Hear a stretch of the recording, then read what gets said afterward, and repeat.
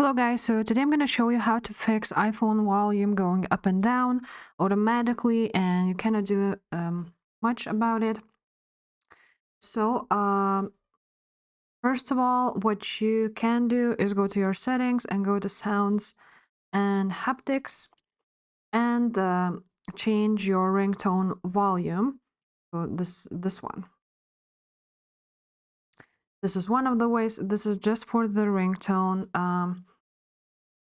One other thing you can do is actually uh, also go to sounds and haptics, go down here to headphone safety.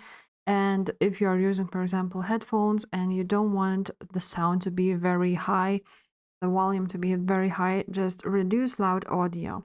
And as loud as heavy traffic, heavy city traffic, as you can see, you can choose this option so that the volume would be lower when you turn on some applications or get notifications.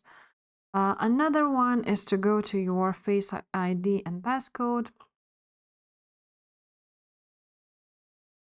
After this, scroll down until you see attention aware features and turn this on, because iPhone will check for attention before dimming the display, before lowering the volume of some alerts. So make sure to turn this on.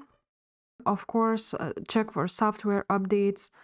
On your phone, go to General, Software Update, and check for the updates on your phone. Also, restart your phone. And yeah, that's basically it. If this video was helpful, guys, please leave a like, subscribe to this channel, and I will see you next time. Bye.